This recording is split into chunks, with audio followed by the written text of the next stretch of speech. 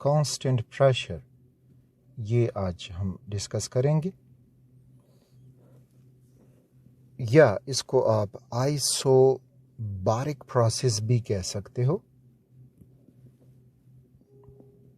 Isobaric process.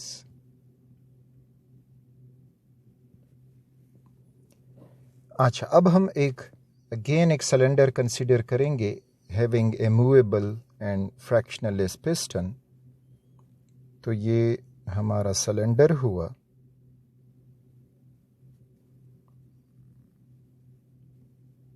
इसके अंदर gas मौजूद है और उसके ऊपर जो हमने पिस्टन रखा है that is movable and frictionless. This is that piston diagram, यहाँ से कंसीडर कर दें।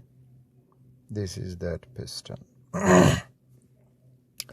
The cylinder has the area of cross section A, यानी ये इसकी जो चौड़ाई होगी आप कह सकते हो, एंड हाइट H।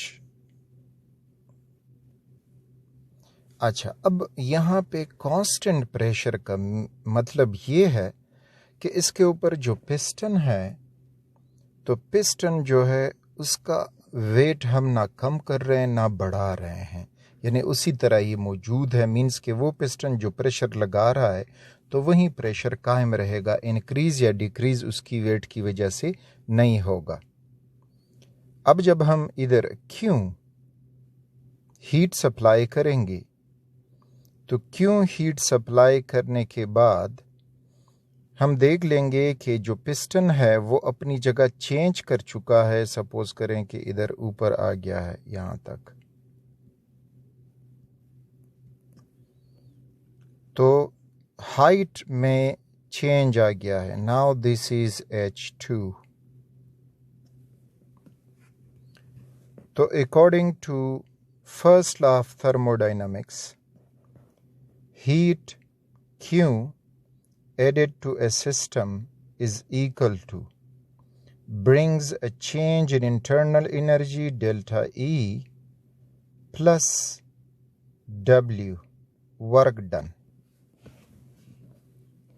अब यहाँ पे वर्क डन सिस्टम ने किया है, सराउंडिंग की तरफ से नहीं हुआ, तो इस वजह से हम इसको नेगेटिव लेंगे।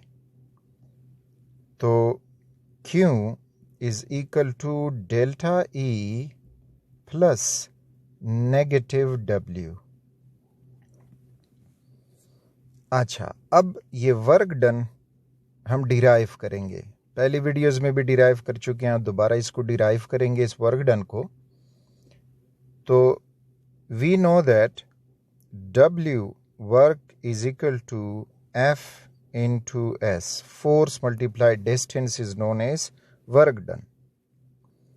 दूसरी तरफ pressure is equal to force over unit area, या हम इसको अरेंज करेंगे प्रेशर फोर्स के लिए, तो हो जाएगा force is equal to PA। अब जो फोर्स की ये हमने वैल्यू डिराइव की, इसको उठा के इधर लगा दें। तो ऐसा करने के बाद वी विल गेट कि W is equal to PAS। This is A, not delta. This is A। अच्छा, दूसरी तरफ AS area of cross section multiplied the distance या height is equal to volume of a cylindrical body, और हमने cylinder consider किया है, तो इस वजह उसका एरिया ऑफ क्रॉस सेक्शन है और हाइट भी मौजूद है। So this is Y AS is equal to volume.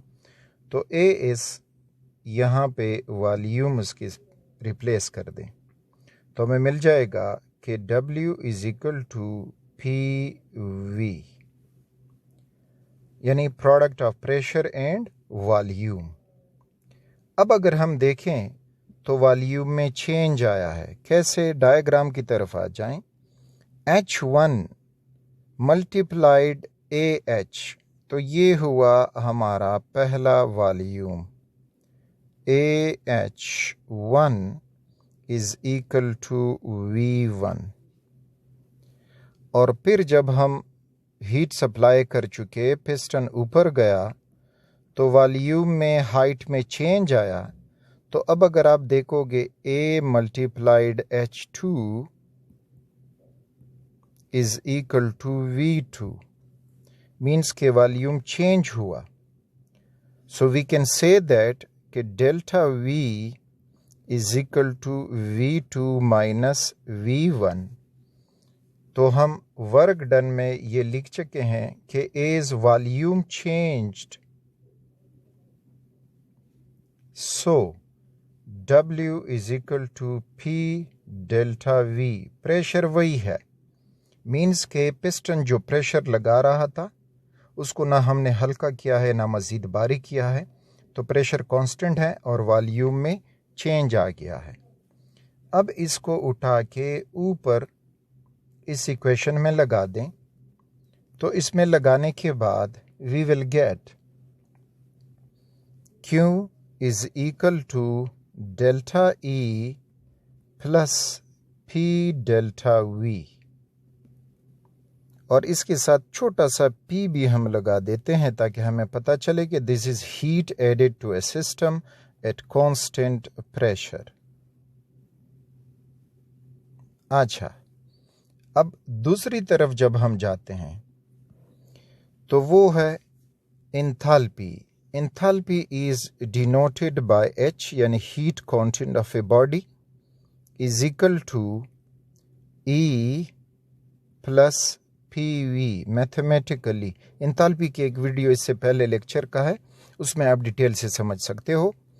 तो यहाँ पे E plus PV is the mathematical form for enthalpy.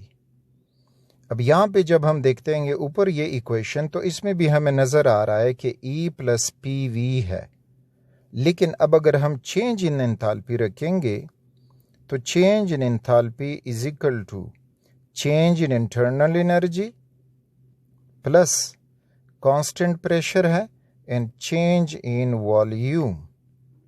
Now we can match these two equation over here.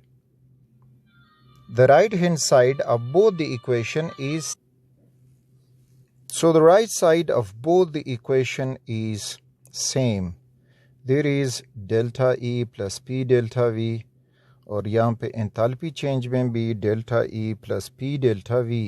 तो अगर हम इन दोनों को इक्वेट करें, so we will get that QP is equal to delta H।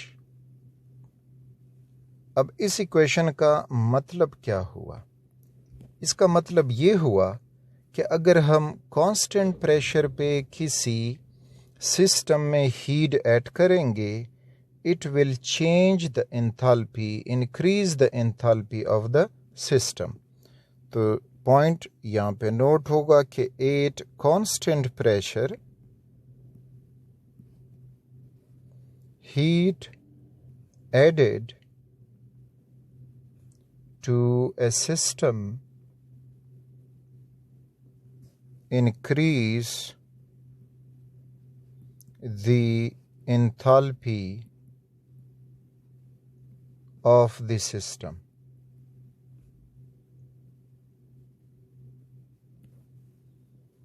तो ये हुआ हीट एडेड सिस्टम में जब हम उसमें प्रेशर कांस्टेंट रखते हैं।